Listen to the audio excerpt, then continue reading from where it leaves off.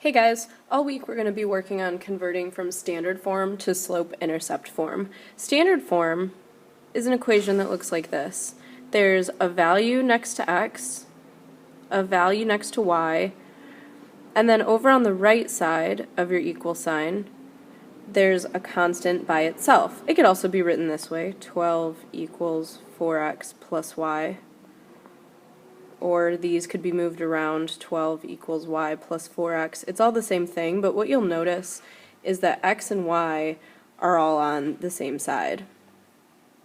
So if I want to turn this from standard form with x and y on the same side to slope-intercept form, which is written in y equals mx plus b form, you'll notice the difference is what's by itself. In my first equation, 12 is isolated. It's by itself on one side of the equal sign. In slope-intercept form, y is always by itself. So to convert, I'm trying to get this variable y by itself. The first thing you'll always do is work away from y. What I mean by that is find the side of the equal sign that has y. We've got the left side and the right side. And y is on the left, so this is where I'm looking. If I want to work away from y, what I mean by that is look at this other thing that's with it. The 4x is with it. It's a positive 4x, so if I want to move it to the other side of my equal sign, I'm going to subtract it. Minus 4x on both sides.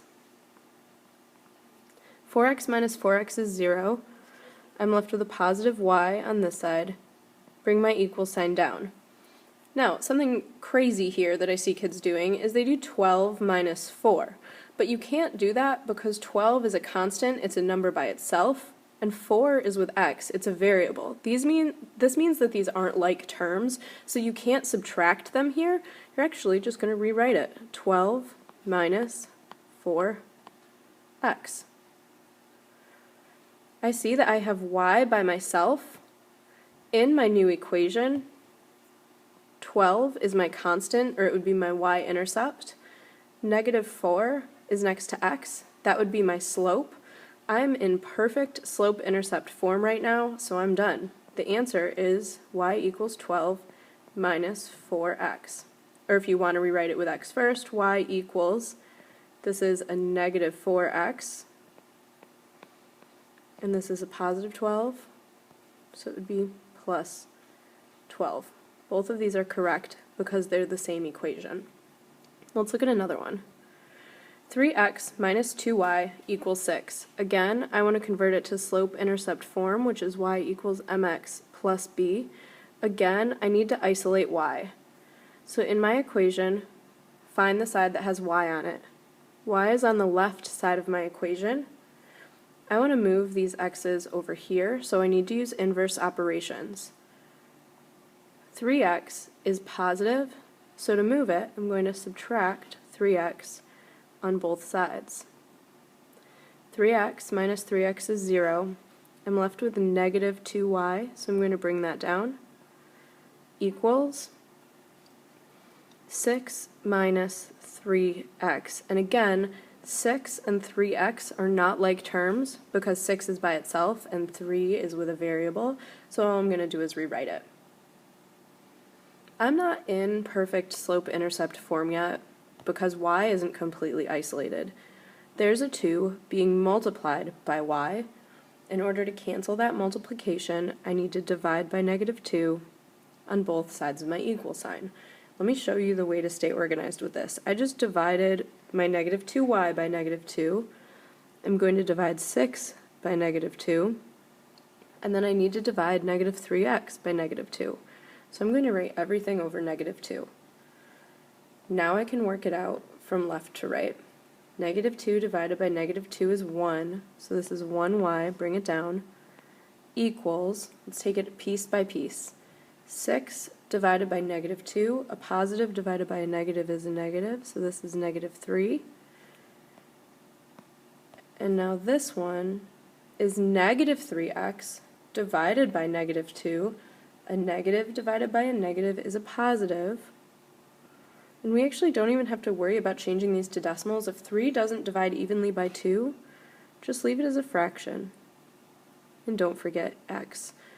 Y equals negative 3 plus 3 halves x. Let's do another one. I'm trying to change this equation from standard form to slope-intercept form, which is y equals mx plus b. In my equation, find the side that has y. Y is on the left.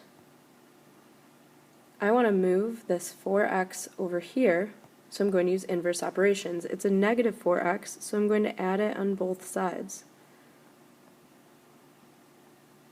Negative 4x plus 4x cancels out, and I'm left with a negative y equals 12 plus 4x.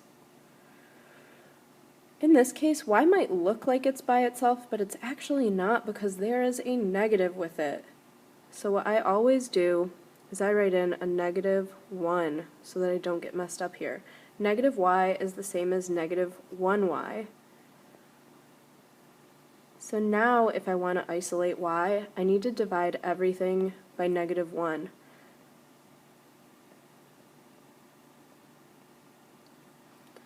Negative 1 divided by negative 1 is going to cancel out and just leave me with y equals, take it piece by piece, 12 divided by negative 1 is negative 12.